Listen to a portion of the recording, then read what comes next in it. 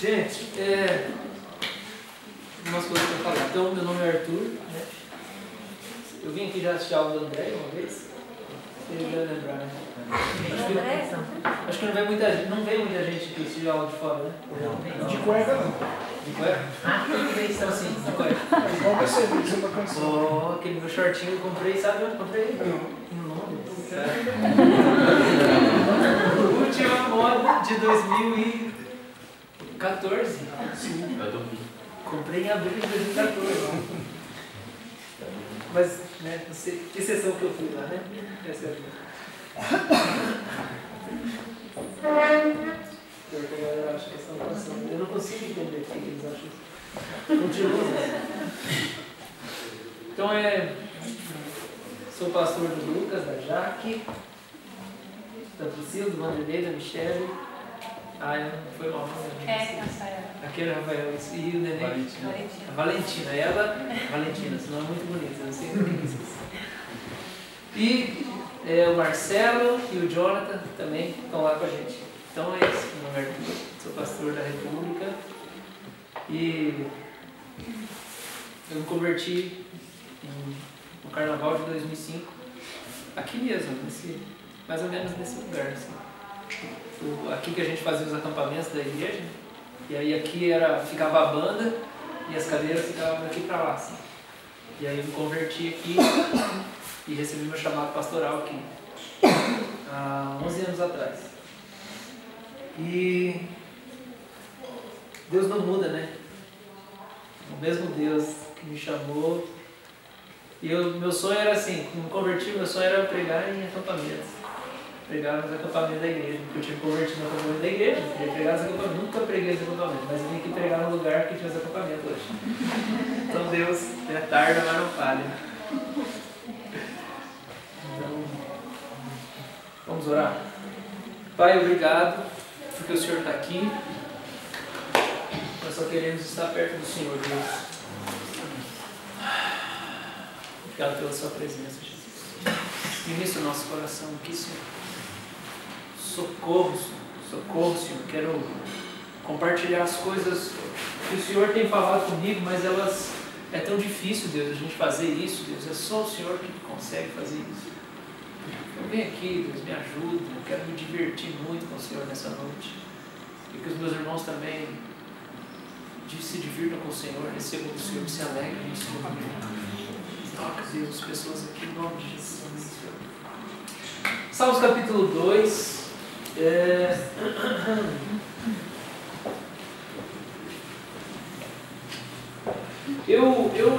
Gente, assim, eu sei lá, sabe? Eu pensei em trazer uma coisa sobre Moisés. E aí, de repente, eu vi que eu tinha coisas para falar sobre algumas pessoas da Bíblia diferentes. Então, assim, é uma meditação, tá? Freestyle, assim. Estamos falando aqui as coisas, na hora que acabar, acabou. Tá? Tem uma coisa aqui, eu vou dar uma seguidinha, mas é isso. Assim, quando o Lucas falou para eu vir aqui, né? Eu fui orar e aí eu pensei, né, Deus, o que eu vou falar? E aí me veio na cabeça na hora a ideia de que a Bíblia ela fala sobre refugiados, né? Do começo ao fim. A gente vê essa questão dos refugiados. A história do povo hebreu inteira é uma história que envolve esse padrão de refúgio. Talvez não exatamente com o conceito exato de refúgio, mas de Gênesis a Apocalipse é uma fuga, é uma peregrinação que acontece. O povo de Deus está sempre fugindo de algum lugar. Você já ouviu falar que a maioria, se não todos os feriados judaicos até hoje é a celebração de livramento de fuga. Que os caras vêm fugindo. Então, Deus, obrigado, o Senhor nos livrou. Deus, obrigado, o Senhor nos livrou. E os feriados são só isso. Então, quando eu pensei, Deus, e aí o que eu vou dividir com a galera, né? O que veio na minha cabeça foi isso, cara. A Bíblia inteira fala sobre isso. Desde a queda de Adão, né? Adão é expulso do país dele, que é o Éden. Ele peca, ele é expulso, ele tem que ir embora do jardim, então ele precisa peregrinar e deixar tudo que ele tinha para trás. Isso é uma coisa que acontece com quem está refugiado. Você deixa tudo que você ama para trás, a história que você construiu ali, fica tudo para trás. Será que Adão pensou que talvez ele nunca mais ia ver o rosto de Deus, porque ele teve que deixar um lugar onde Deus aparecia para ele todo dia? Será que Adão pensou que ele não queria para um lugar que não tinha árvore, porque essa era a profissão dele, jardinagem? Ele teve que deixar tudo que ele amava para trás. Então você vê Adão, aí isso passa por Abraão, a gente sabe, Abraão foi peregrino, né? E ele abandonou a sua pátria, e como diz lá em Hebreus, ele partiu sem saber para onde ia, e ele teve que habitar em tendas. Então Abraão também teve que deixar o país dele, a cidade dele. A gente vai passar também em José do Egito, que vendido pelos irmãos, depois ele traz toda a família para morar na terra de Gósen. Então a família tem que deixar a terra e vir os 70, tudo junto com os animais, com os bichos. Então eles têm que peregrinar de novo, sai para ir para o Egito. Depois você vê Moisés fugindo do faraó, e a gente vai refletir sobre Moisés um pouco hoje. Moisés fugindo de faraó, indo para a terra de Midian, e depois conduzindo o povo todo para fugir do Egito. E você vê Israel exilado 2 vezes. Você tem 2 exílios, né? Então existe o exílio do Egito, o êxodo do Egito, e você depois tem o êxodo no sentido de que o povo vai lá, Deus mesmo suscita os inimigos, eles vão, escravizam o povo, levam para a Babilônia. Então eles fazem essa saída, e aí depois de 70 anos eles vão voltar para a terra deles. Então sempre a gente vê essa coisa de peregrinar, de refugiar, sabe? Eu tenho que deixar tudo que eu construí e ir embora daqui e começar tudo de novo. Está do começo ao fim da Bíblia. E eu acho que seria massa a gente pensar hoje que nós somos essas pessoas, já que a gente está trabalhando sobre isso. Eu não sei se alguém já falou isso que eu vou falar aqui hoje. Talvez sim, talvez não. Mas eu queria que você se visse como refugiado. Que você entendesse que é por isso que o Evangelho é loucura. Porque é o chamado de Jesus para você deixar tudo que você construiu, que você ama, para ir para um lugar que você nem sabe onde é. Então os refugiados, eles são fugitivos procurando abrigo. E eles sofrem porque eles precisam deixar tudo que eles amam para trás. E dentre esses refugiados, né, essa galerinha que eu sei na Bíblia aqui, tem... Eu falei para você abrir em Salmo 2. Então, vai ser daqui a pouco. Primeiro abre lá em Hebreus 11. Porque dentre essa galera refugiada aí, esses fugitivos, esses peregrinos, tem um cara especial para nós que é Abraão, que é o nosso tataravô. Por quê? Porque quando a gente crê em Jesus, a gente entra, é como se a gente tivesse virado um com Jesus. E se a gente virou um com Jesus, a gente é descendente de Abraão igual a Jesus. Então Abraão é nosso tataravô. E aí, se você pensa no seu avô, você tem proximidade com ele, você tem que entender que Abraão é como se fosse o seu avô. Ele realmente faz parte do seu parentesco, você faz parte da família dele. Hebreus 11, 13 aos 16, fala de Abraão, fala assim: todos estes morreram na fé, sem ter obtido as promessas, vendo-as porém de longe, saudando-as e confessando que eram estrangeiros e peregrinos sobre a terra. Porque os que falam desse modo manifestam estar procurando uma pátria. E se na verdade se lembrassem daquela de onde saíram, teriam oportunidade de voltar. Mas agora aspiram uma pátria superior, isso é, celestial. Por isso Deus não se envergonha deles de ser chamado seu Deus, porquanto lhes preparou uma cidade. Massa, né? Muito massa isso. Porque depois de citar vários heróis da fé ali, né, ele ainda não terminou a lista, mas depois de citar vários, ele vai falar isso, que todos esses, eles deixaram o lugar onde eles estavam para viver como peregrinos, e Deus não se envergonha deles, porque eles sabiam que agora, sendo filhos de Deus, a casa deles não é aqui, e eles viveram a vida desse jeito, sabendo que o país deles, a terra deles, a casa deles não era aqui. Verso 8 fala assim: pela fé Abraão, quando chamado, obedeceu a fim de ir a um lugar que devia receber por herança, e partiu sem saber onde ia. Pela fé, peregrinou na terra da promessa como uma terra alheia, habitando em tendas, com Isaac e Jacó, herdeiros com ele da mesma promessa, porque aguardava a cidade que tem fundamentos, da qual Deus é o arquiteto e edificador. Então, gente, se nós somos descendentes de Abraão, se nós pisamos nas pegadas de fé de Abraão, nós somos peregrinos aqui, e nós somos também refugiados. Tem uma coisa que eu acho muito 10 assim, na história de Abraão, que é um detalhezinho que a Bíblia fala aqui, porque quando a gente vai falar sobre a dependência do Espírito Santo, né, ou pelo menos quando Deus estava me ensinando mais sobre depender dele, a história de Abraão fez muito mais sentido, porque Deus manda ele sair e ir para um lugar que ele não sabe onde é. E Deus começou a me ensinar que eu não precisava saber onde que eu ia chegar, como pastor, nem como crente, e nem quando eu acordo de manhã. Eu não preciso saber como é que vai acabar o dia. Eu preciso sair da cama sem saber onde eu vou. Eu levanto da cama e saio do quarto sem saber onde eu vou chegar. Porque a dependência, às vezes, ela passa por coisas pequenas. E a gente tem que viver assim, sem preocupação com o nosso dia. Assim como a gente não pode ter preocupação com o amanhã, ou com o nosso futuro, ou o que vai acontecer, a gente é chamado a nos preocupar em como é que vai terminar o dia. Eu não sei como é que vai terminar o meu dia. E a dependência tem essa flexibilidade, né? Eu não sei o que vai acontecer.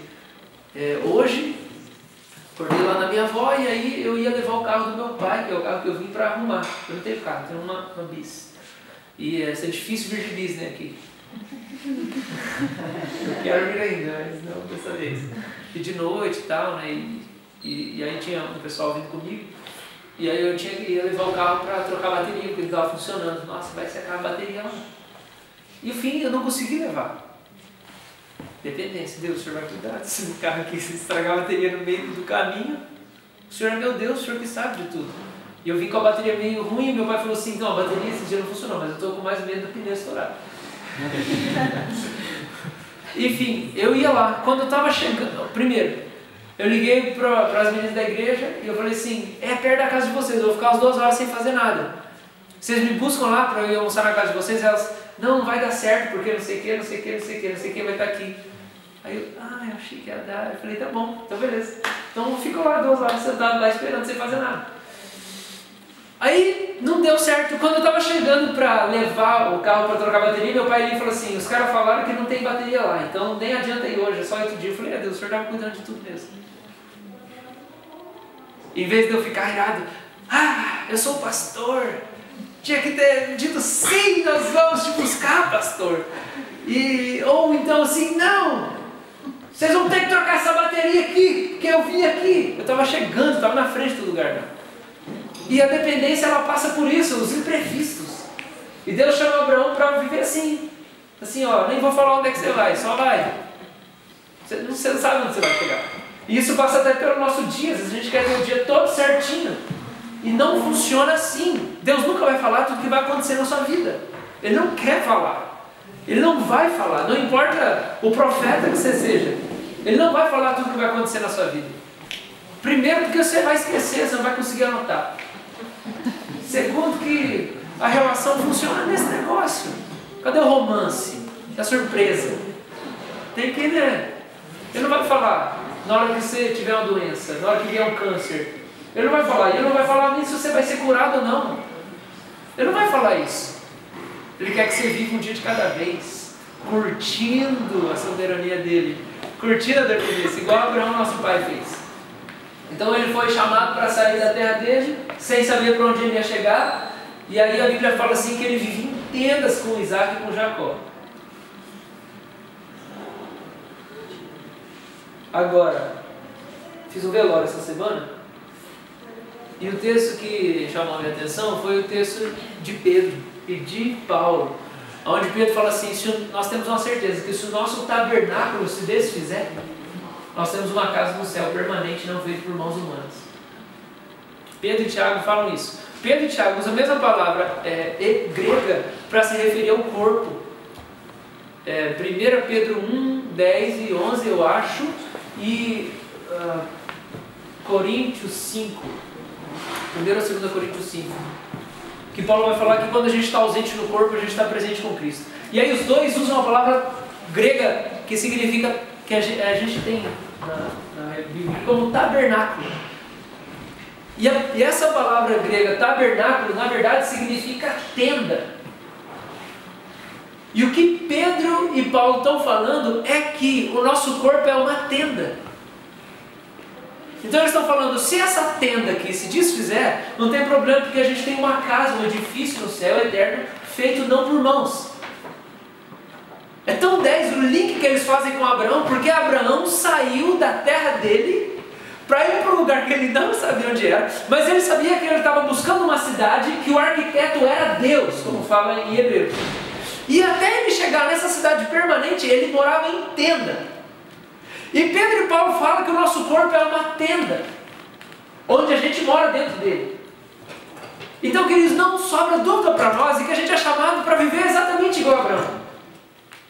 Talvez você não é chamado para ser hippie ou cigano, mas o seu corpo é uma tenda. Você vai passar por esse corpo vai desfazer para você chegar na casa eterna. Então a gente é chamado para viver em tenda igual a Abraão. A gente é chamado para ter esse espírito de peregrino, esse espírito de, sabe, de entender que isso aqui é uma rodoviária. O planeta Terra é uma rodoviária. Porque a rodoviária é terra de ninguém. Todo mundo está lá, mas ninguém mora lá. Todo mundo está passando por lá. O planeta Terra é rodoviária. O seu corpo é uma tenda, não é a sua casa definitiva. Então a gente é chamado para ter esse espírito de peregrino, de refugiado, porque Abraão vivia fugindo, não sabia onde ele ia chegar. Deus falava, agora você pode dormir aqui. Daqui a pouco eu levanto o acampamento, nós vamos para outro lugar. E ele nunca chegava em lugar nenhum. E aí, fala da terra prometida. Sim, a Bíblia fala da terra prometida. Só que Hebreus fala que, na verdade, a terra que Deus prometia para Abraão era o céu. Então, deixa eu falar. Talvez depois daqui você esteja doido para saber onde você vai parar, né? Missionário, o que eu vou fazer? Vou ficar aqui, vou embora e tal. Olha, Deus tem um lugar para você depois daqui. Só que, ainda assim, esse lugar é passageiro. Não fica preocupado com ele, porque depois dele você vai ter outro ainda para você. Então a gente tem um chamado para viver como peregrino, como refugiado, e entender que nós somos forasteiros aqui. Agora é Salmo 2. Agora é Salmo 2. Depois a gente vai voltar para Hebreus de novo, tá? Quanto tempo faz que eu estou falando, gente? 10? Obrigado. Tipo, para você ter certeza que você é chamado para ser um refugiado igual a Abraão, alguém vai ler o último versículo do capítulo 2. Na revista atualizada, não lê outra versão. Quem pode ler para nós? Alguém tem revista atualizada? Só eu que os revistas. Bem-aventurados todos os que nele se refugiam. Isso. Não, Essa é a última frase, né? Então, o versículo. Beijai o filho para que não se irrite e não pereçais no caminho, porque dentro em pouco se lhe inflamará a ira. Bem-aventurados todos que nele se refugiam. Isso, o capítulo 2 está falando sobre Jesus, o reinado de Jesus. E você sabe que beijar e adorar são várias vezes a mesma coisa na Bíblia. Que adorar também significa beijar os pés e se prostrar. E o texto fala assim, beijai o filho para que não se irrite. O seu Bíblia deve estar o F maiúsculo, porque é Jesus, ele está falando de Jesus. Beijai, adore o Senhor Jesus, para que ele não se irrite, porque em breve se inflamará a ira, porque ele está falando do juízo final. O juízo final vai vir. O juízo final vai vir. E se na hora que Jesus voltar, você tiver voltado para ele, se na hora que Jesus voltar, você estiver voltando para ele, né? Entendeu? Você está safo. Você está tranquilo. E aí a última frase é, bem-aventurado todos aqueles que nele se refugiam. Cara, você é um refugiado. Você não tem escolha. Você é chamado para ser um refugiado. Porque o único jeito da gente se safar, de se livrar de tudo que acontece nesse mundo é a gente se refugiar em Cristo. Ou como o Salmo 91 fala, debaixo da sombra do Altíssimo. A gente não tem outro jeito.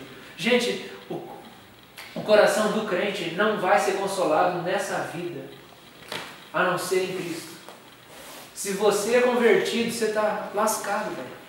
Nada vai conseguir suprir o seu coração. Só comunhão com Jesus, só amizade com Jesus, só entrega para Jesus. Nada vai te satisfazer aqui. Nada, nada. Você vai viver vazio o resto da vida, a não ser que você se refugie em Jesus. E se refugiar, gente, é massa a gente poder pensar esse conceito de refugiado mesmo, que é você fugir do mundo. Às vezes você tem que fugir daqui, mas é um espírito também de entender que isso aqui não é a sua casa. Não dá para juntar tesouro aqui. O nosso chamado não é nem para ir para a missão. Nosso chamado não é nem plantar igreja. O meu chamado não é plantar igreja. Eu plantei uma igreja. O nome dela é República, tem um monte de gente lá, legal. O meu chamado não é plantar igreja. O meu chamado não é pregar em base missionária. O meu chamado não é converter minha família. O meu chamado é um só. É me refugiar em Jesus. É me vestir em Jesus. É me revestir de Jesus. É vestir a roupa de Jesus. É estar escondido em Jesus, para que só Ele exista em mim e ninguém mais exista em mim. Não é me refugiar no meu chamado. Não vai dar certo. Não vai dar certo. Você vai falhar uma hora. Você vai pregar mal um dia. Você vai aconselhar errado uma hora. Uma hora a igreja vai cansar de você. Uma hora vão falar assim: nós não precisamos mais de você. Você pode procurar uma outra igreja. Você tem 6 meses para procurar uma outra igreja, porque nós estamos ou cortando os gastos ou o nosso foco mudou. Não é para você se refugiar no seu chamado. É para você se refugiar em Jesus. Não é para você se refugiar na igreja. Em primeiro lugar, não é para você se refugiar na igreja. Não é para você se refugiar em nada, em nada, em nada. Só em Jesus. Bem-aventurado aqueles que nele se refugiam. A gente é chamado a se refugiar em Jesus. E às vezes isso implica para nós fugir da cidade, fugir, sabe, das coisas que a gente deseja, fugir dos desejos, fugir dos prazeres, fugir da nossa vontade de aconselhar alguém. Às vezes eu preciso fugir da minha vontade de pastorear. Eu preciso colocar limite para mim mesmo, porque eu não sou uma máquina de bênção. O diabo quer pegar você e falar que você é uma máquina de bênção. Você não pode parar, que o mundo vai acabar se você não servir, se você não trabalhar. Não, você tem limite. Você precisa entender seu limite, você tem fragilidade. O seu refúgio é Jesus. Às vezes eu preciso dizer para eu preciso fugir do meu próprio chamado, às vezes eu preciso fugir da minha igreja e fazer o que eu fiz ontem na casa da minha avó, fazer coisa de gente e adorar Jesus lá. Eu estou me refugiando em Cristo. Jesus, o que o Senhor quer de mim? É me refugiar em Jesus. A gente é chamado para se refugiar em Jesus. Então não tem jeito para você não tem escolha. Você vai ter que se refugiar, você vai ter que assumir que você é um refugiado. Vai para Hebreus agora. 13. Hebreus 13.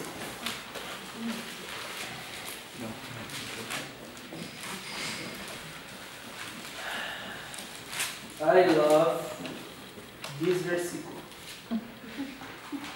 13 e 11.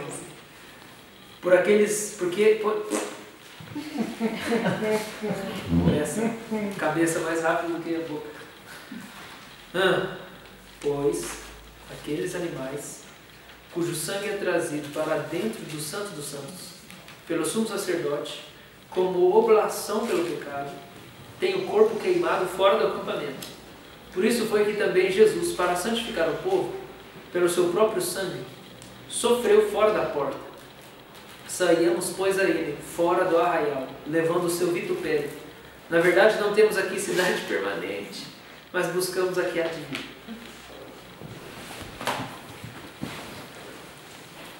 De novo, o autor de Hebreus está fazendo a menção a um ritual do Antigo Testamento, onde o animal era sacrificado e o couro dele era queimado fora do acampamento. O animal era sacrificado, tirava a pele, tiravam partes do animal lá, e aí se fazia o holocausto, se fazia o sacrifício com o animal, e o sangue era usado para ser derramado lá. Quando o cara entrava no Santo do Santo, o cara, né? Quando o velho, o sacerdote, entrava lá no Santo do Santo e ele derramava o sangue dentro da... Tinha a Arca da Aliança, dentro dela tinha a Tábua dos 10 Mandamentos, ele derramava o sangue lá dentro. E tem toda uma simbologia que hoje não vai rolar. Mas, o que acontece? Depois ele precisava pegar o animal e queimar. Você já ouviu falar de gente que queima a ceia? Os restos da ceia? Ou enterra? Engraçado, né? Só um comentário. Se as igrejas me perguntam.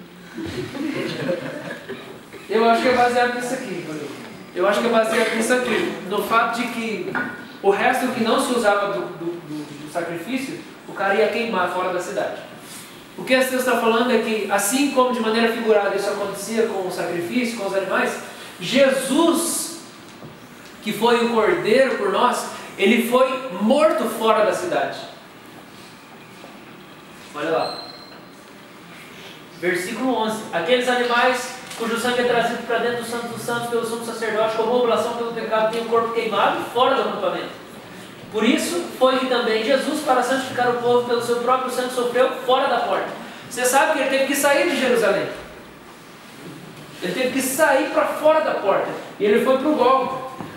Jesus foi morto fora da porta. Porque para que a santificação acontecesse em nós, para que a missão de Jesus se cumprisse em nós, ele precisou sair fora da cidade.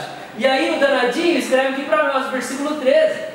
Saiamos, pois, a ele fora do arraial, levando o seu vitupério. Por quê? Porque quando Jesus sai da cidade, ele sai carregando a cruz. E se você não sabe disso, o cara que carrega a cruz dele para a crucificação é o cara que assumiu que ele era culpado pelo crime que ele cometeu. Não era todo mundo que carregava a cruz para o Gólgota. Era só o cara que assumia: eu sou culpado, eu sou culpado. E Jesus assumiu o nosso pecado. Então ele pega a cruz e ele leva, e ele sai para fora da cidade. Agora, isso foi extremamente vergonhoso, humilhante. Jesus foi cuspido, ele foi batido. Isaías fala assim que o rosto dele era como um seixo que eles batiam. Seixo é pedra. Davam porrada na cara de Jesus como se fosse um pedaço de pedra. De tão humilhado que ele foi. Era como se as pessoas chegassem e esmurrassem ele, como se o rosto dele fosse um pedaço de pedra, que não fosse acontecer nada. Jesus foi humilhado, ele foi quebrado, ele foi cuspido, ele foi escarnecido, ele foi maltratado em todo o seu trajeto, desde... onde que é lá? O nome lá? Rolas chibatadas, aí o Pilatos lá e tal. Onde? Lá, gente, que tinha os romanos lá, me fugiu que... Enfim, não foi no Sinédrio, foi no lugar que estava colocado as mãos lá, o Pôncio Pilatos. Enfim, todo esse trajeto, Jesus foi sendo humilhado, ele foi sendo envergonhado. Você sabe que quando ele chegou lá, ele foi crucificado nu. Não tinha aquela tanguinha, foi nu, totalmente pelado para completar a vergonha. Imagina se eu não, você. Imagina se você ficasse pelado aqui agora. Você. Jesus estava pelado na frente de todo mundo o tempo inteiro. Ele foi humilhado. Ele foi envergonhado. A palavra aqui que usa é vitupério. É a mesma coisa. Aí agora ele fala assim, do mesmo jeito que Jesus saiu da cidade, carregando a sua vergonha, nós temos que sair também da cidade, carregando o seu vitupério. A gente tem que seguir ele. O que isso significa? Isso significa que se a gente vai seguir Jesus, a gente precisa sair da cidade. Essa é uma expressão que a gente leu aqui algumas vezes. A gente precisa sair da cidade. A gente tem que seguir Jesus. A gente tem que carregar a nossa cruz, pegar a nossa cruz e fazer o que Jesus fez. Isso significa, a W. Tozer fala assim, que uma coisa você sabia quando você viu um homem saindo da cidade carregando uma cruz: ele nunca mais ia voltar. Se um cara saísse da cidade carregando uma cruz, significava que ele nunca mais ia voltar. Porque se ele saiu carregando é porque ele ia ser pregado nela. E esse texto fala para a gente seguir Jesus. Esse texto fala para a gente fazer a mesma coisa que ele fez. A gente pegar a nossa cruz, assumir os nossos pecados, assumir a nossa vergonha, expor, confessar, parar de fingir que a gente não tem pecado, expor, colocar tudo para fora, assumir e falar: eu realmente tenho culpa, Senhor me perdoa. Você cata a sua cruz e você sai da cidade carregando o vitupério, carregando a vergonha. Que vergonha que é essa? É vergonha de negar os prazeres desse mundo para todas as pessoas à sua volta, que significam a cidade, o mundo, o conforto do mundo, o amor do mundo. A cidade aqui significa o mundo. E é vergonhoso você seguir Jesus, no sentido de que você tem que dizer não para as coisas que as pessoas se vangloriam de ter. E aí você fala: não, eu não. E aí todo mundo se vangloria porque tem roupa, porque tem dinheiro, porque tem marca, tem uma casa. E aí você fala assim, eu não quero isso. Eu abro mão disso. Isso é vergonhoso. Você se torna o menor da sociedade. Porque você abre mão de viver a partir desse mundo. É vergonhoso seguir Jesus. Porque é vergonhoso você se expor, abrir mão da sua reputação, abrir mão de tudo que você pode conquistar aqui, de tudo que você pode ganhar aqui, de tudo que você pode acumular aqui de título. Isso é vergonhoso. Você fala, não quero mais o que esse mundo tem para me dar. E essa vitupeira que a gente tem que carregar é a vergonha. Porque você é um ninguém para esse mundo, se você segue Jesus. Porque quando alguém te insulta, você não responde agressivamente, mas você dá outra face. Porque você perdoa o teu abusador. Porque você perdoa quem te roubou. Porque você perdoa quem sempre te humilhou. Foi isso que Jesus fez. Isso é vergonhoso. Seguir Jesus é sair da cidade. E sair da cidade significa deixar de desejar tudo que o seu olho consegue ver. Mas como diz o versículo 14, porque na verdade nós não temos aqui cidade permanente, mas buscamos a que há de vir. Isso é que é seguir Jesus. É saber, eu nunca mais vou voltar. Eu não volto mais para trás, eu virei as costas. Não volto mais. Como muitos falam, porque nós não somos aqueles que retrocedem. Cara, você precisa perseverar. Você precisa permanecer, senão você não vai ver frutificar nada na sua vida. Você vai desistir quando você estiver a ponto de ver a coisa acontecer. Você vai largar. No passado, pela primeira vez, porque depois de 11 anos de chamado, eu nunca desviei. Converti aos 14, tenho 26 hoje. Eu nunca me desviei. 26, vou fazer daqui um mês. Eu faço dia 13 de junho. Vou fazer 26. Eu nunca me desviei. Nunca. E ano passado, pela primeira vez, eu falei assim, Jesus, não quero mais ser pastor. Cansei. Não aguento mais. Eu não acredito mais na República. Não acredito mais nessa igreja. Eu não aguento mais, eu estou cansado. Chorei um monte. E eu falei sinceramente, cansei. Não quero mais. E aí ele falou assim, agora você vai ver eu fazer. Porque você fez um monte de coisa agora você vai ver eu fazer. E muitas coisas mudaram dentro de mim. Eu sou outro cara. Eu sou outra pessoa do ano passado para cá. Assim, chegou a hora. Parece que assim, chegou a hora. Entendeu? Sabe o que você está esperando?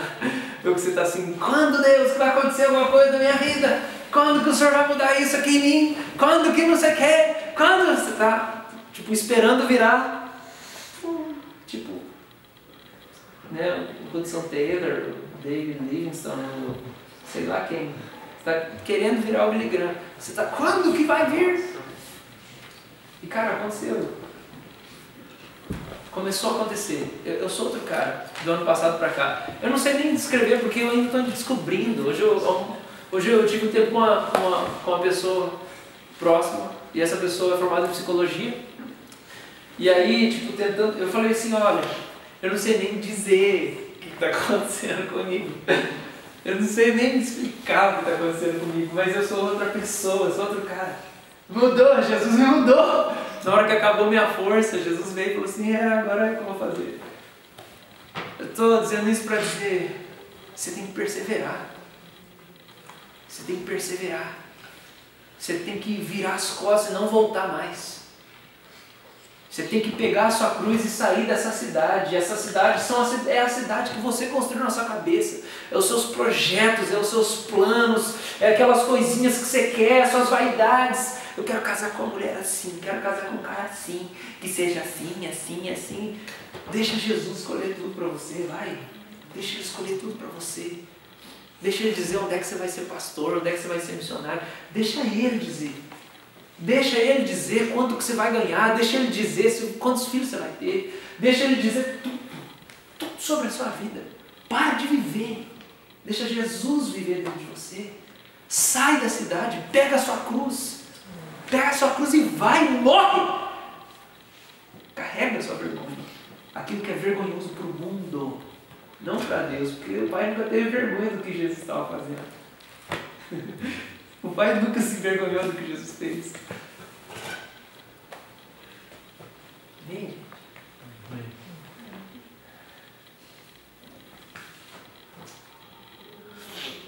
Nós só estamos refugiados em Cristo quando seguimos o seu exemplo.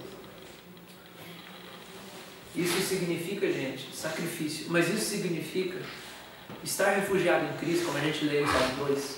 Bem-aventurados todos aqueles que se refugiam em Cristo. Isso significa sacrifício, sim. Mas mais do que isso, significa que a sua esperança é um país que você não consegue ver.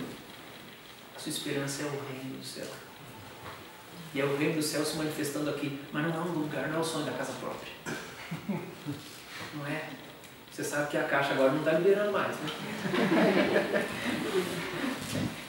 Crise, gente, calma. Então, cara, se refugiar em Jesus é saber assim, eu só estou seguro se eu estou no reino, se eu estou vivendo como Jesus, se eu estou fazendo o que Jesus quer, se eu estou obedecendo à vontade de Jesus. Sabe, eu só estou seguro assim, nesse lugar. Nenhum outro lugar, nenhuma igreja na vontade de Deus. Aí você está seguro, você está refugiado quando você está no reino. E é entender que a única coisa que vai te suprir, a única coisa que vai encher você de vida é entender, presta atenção, entender que a sua esperança é o reino, é a pátria celestial, é que vai mover na sua vida de oração. Você quer ter vida de oração? Assim, para algumas pessoas isso não significa muita coisa. Na minha história isso significou muito. Porque quando eu converti, primeiro eu conheci um cara que orava 8 horas por dia. Aí depois eu li um livro dos Heróis da Fé lá, do Orlando Borg, falava do John Wesley, que falava de todos os caras avivalistas. Que os caras oravam 10 horas por dia, 5 horas por dia, eu falei, pronto, é isso aí que eu vou ser então. E aí comecei a tentar, né? Então assim, vida de oração para mim sempre foi tudo. Mais do que ser pastor, assim, sabe? Minha vida de oração está antes dos meus aconselhamentos. Você quer saber a minha agenda? A minha agenda como pastor minha manhã é só de Jesus. Minha manhã é só de Jesus. Depois do almoço, eu posso ler alguma coisa. Eu tenho tempo para ler algum livro e fazer alguma coisa. E aí eu tenho alguns aconselhamentos à tarde e à noite eu ensino. Mas a minha manhã é só de Jesus. Não é da igreja. A igreja não é meu refúgio. É Jesus que é meu refúgio. Eu sou um refugiado.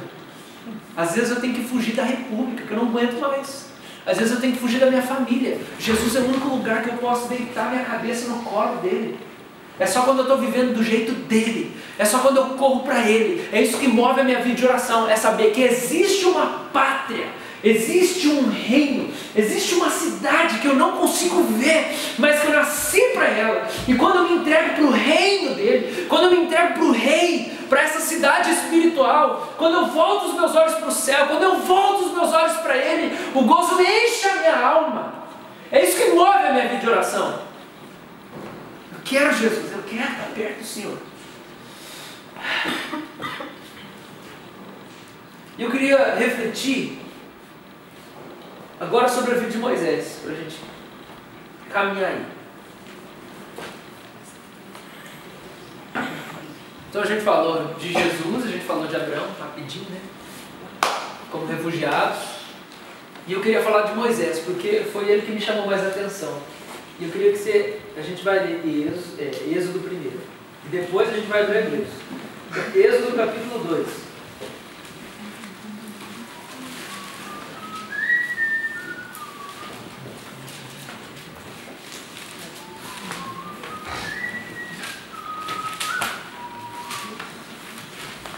Se você estiver com sono, fica de pé.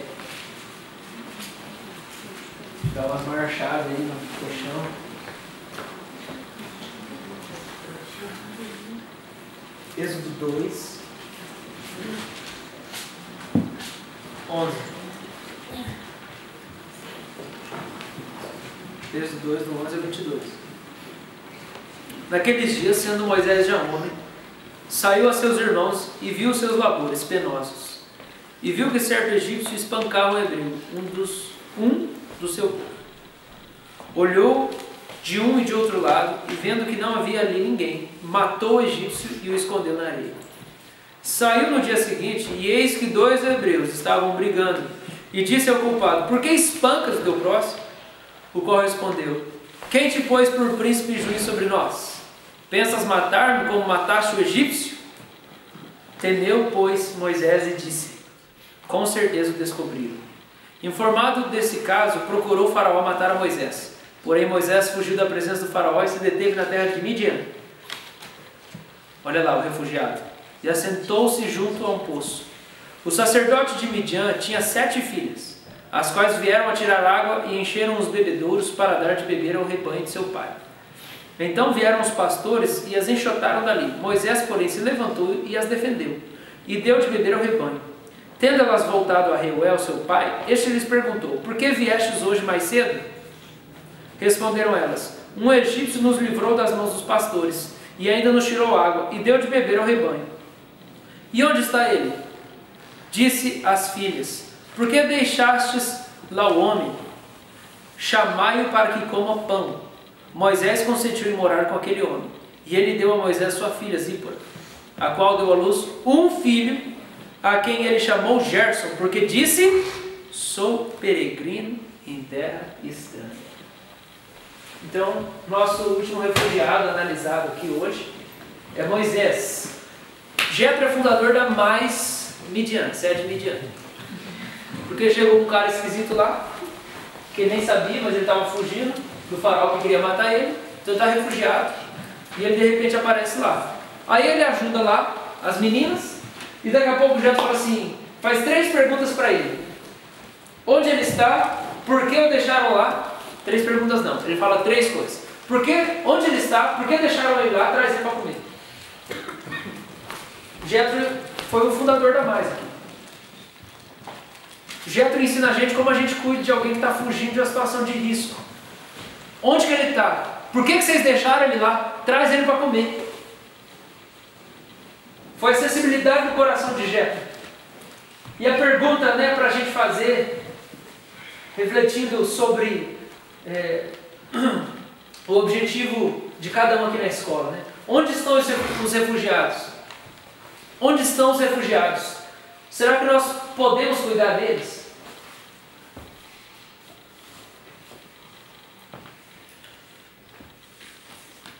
Por que a igreja faz vistas grossas?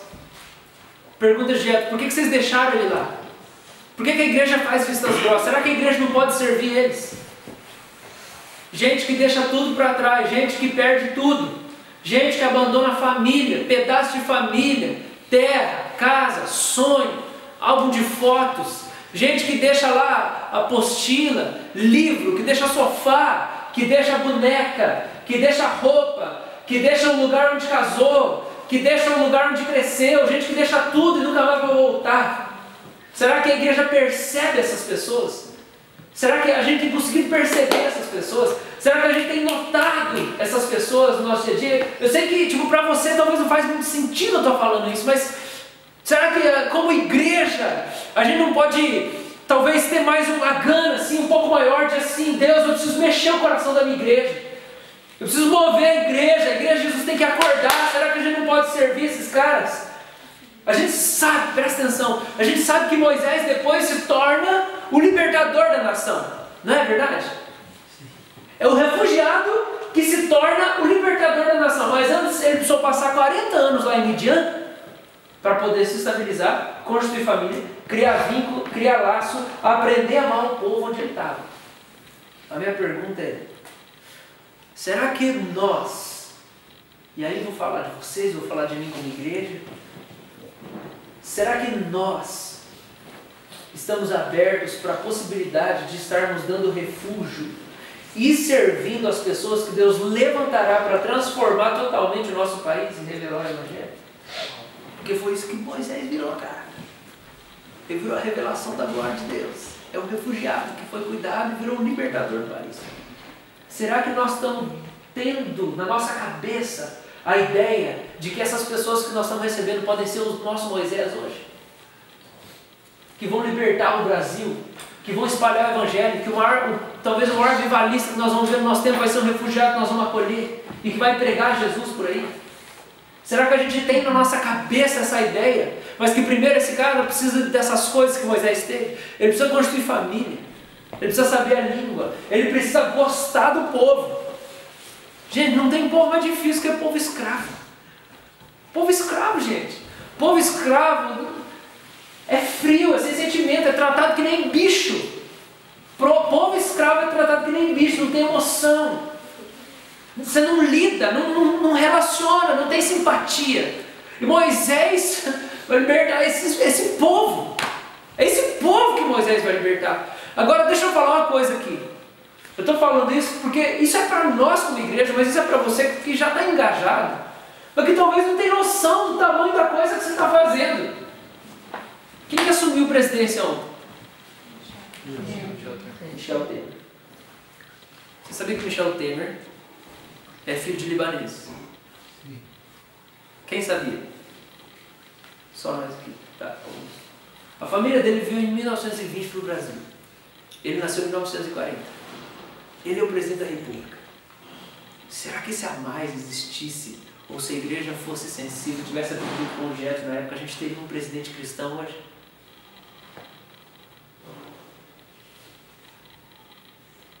Talvez toda a família dele tivesse recebido algum cuidado, tivesse sido ajudada a se inserir na sociedade, e o evangelho tivesse chegado na família dele.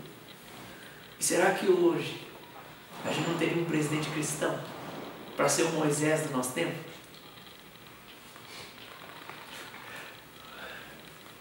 Porque a gente não sabe o que Deus vai fazer com as pessoas que Ele coloca na nossa mão. O Temer podia ser nosso Moisés hoje, um refugiado que recebeu cuidado, que foi revelado o amor de Deus, porque Jetro é um cara misericordioso, ele é sacerdote. O sogro de Moisés é sacerdote do Deus Altíssimo. O que eu estou falando é, a gente precisa começar a sonhar com aquilo que Deus quer fazer com essas pessoas que Ele tem para trazer aqui. Você tem que sonhar, cara, com o reino de Deus sendo estabelecido através da vida desses caras, dessas mulheres aí, dessas crianças que vão chegar aqui. A gente precisa abrir o coração. Sabe, eu acho que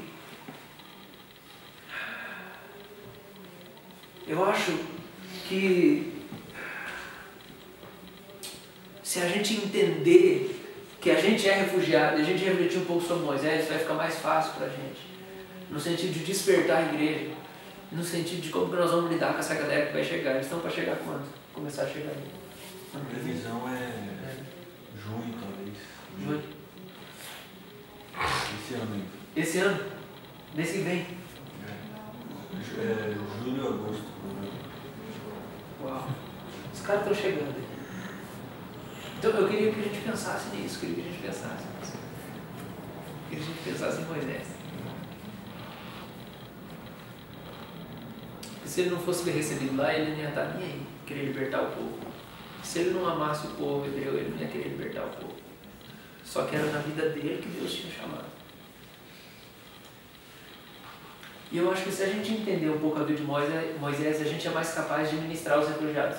Eu sei que a galera é meio difícil. Tô ligado que os caras são bem difíceis, são bem cabeça dura. Eu tenho uns amigos que lidam com algumas famílias refugiadas. Às vezes eles não são tão fáceis de lidar. Se a gente ler Hebreus 11, 23 ao 29, olha o que fala sobre Moisés.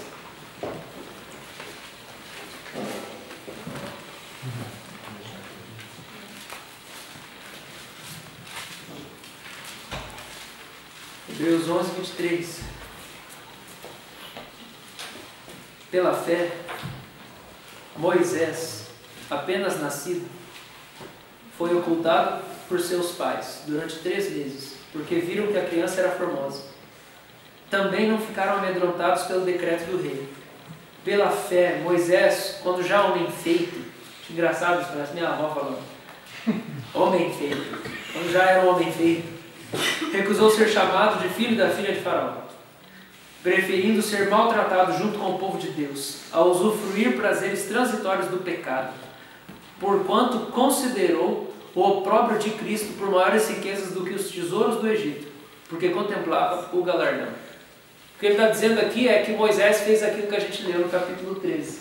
Ele olhou para a vergonha de Cristo e achou que valia mais a pena viver a vergonha de Cristo pelos olhos da fé. Ele contemplava Cristo de algum jeito que o cara fala aqui.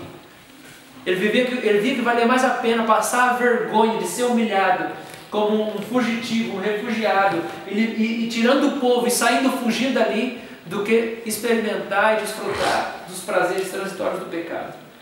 Pela fé abandonou o Egito, não ficando amedrontado com a cólera do rei, antes permaneceu firme como quem vê aquele que é invisível. Pela fé celebrou a Páscoa e o derramamento do sangue, para que o exterminador não tocasse nos primogênitos dos israelitas. Pela fé atravessaram o Mar Vermelho, como por terra seca. Tentando os egípcios, foram tragados de todo. Amém? Eu queria que vocês me dessem 3 razões porque que os refugiados eles falam pelos quais eles vão embora do país. Hã? Perseguição religiosa. Guerra. O que mais? Hã? Catástrofe. Entendi. Ah, tá. Alguma coisa mais?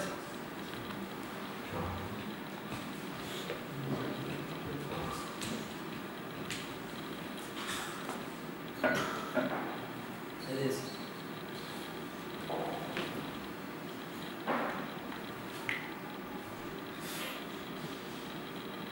Você já pensou que Moisés escolheu ser refugiado e ele não tinha nada disso? Não estava tendo guerra, não estava tendo catástrofe, não estava tendo nada disso. Ele foi um pouco diferente, gente. A gente precisa ver que foi um pouco diferente. É claro que quem se torna um refugiado por perseguição religiosa, ele sabia que ele corria o risco. Né? E Moisés sabia que ele corria o risco também. Mas Hebreus fala que ele tinha um palácio, sabe, gente? Ele tinha um palácio. Ele recusou ser chamado filho da filha de Faraó. Ele tinha um palácio. Sabe, quando você vai falar até hoje das maravilhas do mundo, você fala das pirâmides. Eu fui para o Egito em 2014. Fui lá, fui no Luxor, fui no Cairo, fui na igreja, fui num retiro lá, só de pastores. Ouvi testemunhos de gente que viu Jesus. Ouvi testemunho de cara que era terrorista e matava só jovem cristão na célula terrorista dele lá. Ele é líder de mesquita e depois ele se converteu e estava até ressuscitando morto. E o cara tinha 1 ano e meio de convertido, já tinha evangelizado 1 milhão de pessoas. Porque ele era uma grande figura de autoridade lá e no vilarejo dele, que moravam 2 milhões de pessoas. Metade seguiu ele porque ele era um grande líder muçulmano. E quando ele se converteu, a galera se converteu também. Enfim, vi esse tanto de coisa. Você vê, cara, o Egito. Até hoje o Egito é o lugar. Eu fui para Londres e você ia lá no museu, tinha coisa do Egito lá. Eu fui pro Louvre, na França, tinha coisa do Egito lá. Você vai para os Estados Unidos, tem coisa do Egito lá. Em todo lugar. Tipo, Moisés é desse tempo. Do tempo que tudo isso foi construído, dessa glória do Egito. Não era tipo, ele era filho do presidente do Brasil. Quem que é? Entendeu? Ciel, Daniel Mastral, sei lá. Quem que é esse cara? Mas assim, era o Egito, cara. O cara era o príncipe, um dos príncipes lá. E ele decidiu ser um refugiado. Ele decidiu abandonar isso. J.C. Ryle, que é um escritor que talvez alguns conheçam, ele fala assim: eu não acho que exista na Bíblia inteira um exemplo mais elevado de renúncia do que o próprio Moisés. Porque ninguém deixou do jeito que ele deixou.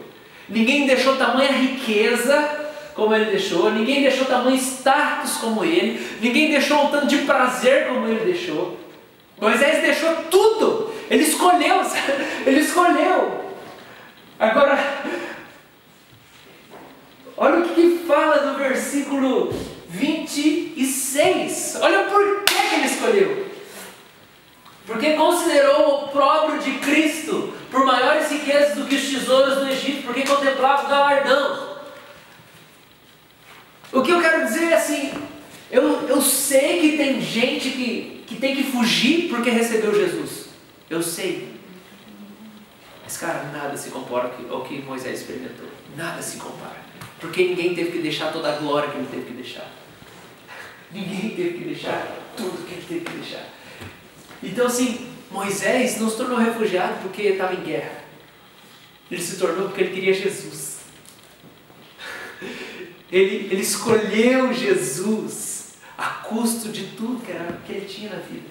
Ele escolheu, ele decidiu se tornar um refugiado. Moisés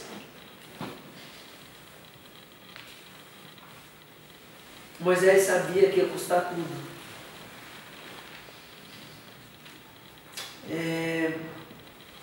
E eu penso que se a gente entender isso, sabe? Se a gente entender a renúncia das pessoas, como Abraão, como Jesus e como Moisés, sabe? Imagina você compartilhar tudo isso aqui que a gente está vendo na Bíblia com uma pessoa que está desconsolada porque deixou tudo para trás.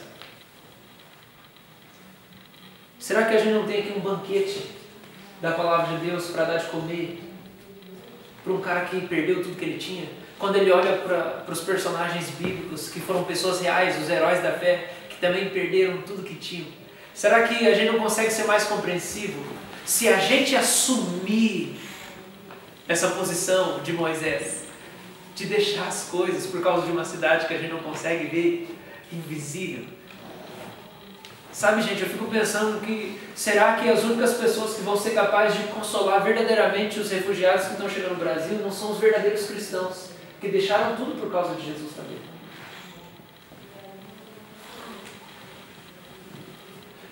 Eu não quero menosprezar o sofrimento de ninguém que teve que deixar tudo.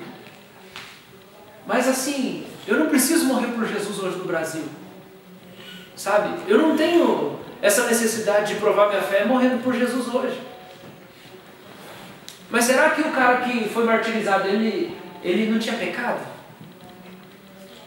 Será que porque o cara morreu em nome de Jesus lá no Oriente Médio, automaticamente ele não tinha pecado? Ele estava num estágio de santificação pleno já. Será que o cara que morreu por Jesus, ele não estava com pornografia? Será que ele não brigava com a mãe dele? Será que ele não estava brigado no dia que ele morreu? Porque eu acho que a gente tem uma ideia errada e transforma o cara num anjo. Sabe, defunto, você chega no velório lá, o cara não tem mais, né? O cara é bom. Tipo, nunca fez nada de mal para ninguém. E assim, eu não quero menosprezar os caras, não, pelo contrário, mas eu quero dizer assim, a nossa fé é alguma coisa também. A gente não precisa morrer, mas a nossa fé tem alguma coisa perto da fé desses caras, porque talvez esses caras brigavam, talvez eles eram pais não tão bons e eles morreram em nome de Jesus. Eles nunca mentiram? Será que na vida deles de crente eles não tinham conflitos? E o que eu estou dizendo é, você pode ser consolo para essas pessoas que estão chegando, se você escolher se refugiar em Jesus, escolher fazer Jesus ser tudo para você.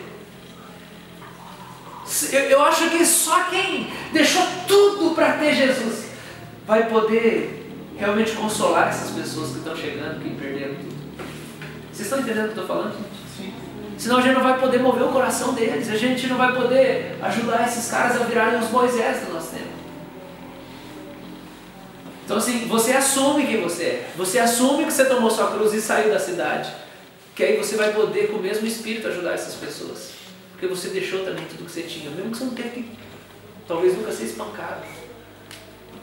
A gente não pode achar que a nossa fé é pior que a deles, porque é o mesmo Espírito que convence eles lá, convence a gente aqui. O mesmo Deus que salva eles lá, salva a gente aqui. Tem muita coisa que a igreja tem para melhorar aqui por causa das circunstâncias, sim, mas a nossa fé não é uma porcaria perto da deles, porque é o mesmo Espírito que gera essa fé em nós, é que gera a fé neles. E Deus quer nos capacitar para que a gente seja consolo e bálsamo para eles. A gente tem que olhar para a história de Moisés. Moisés escolheu deixar as coisas para trás por causa de Jesus. Amém, gente?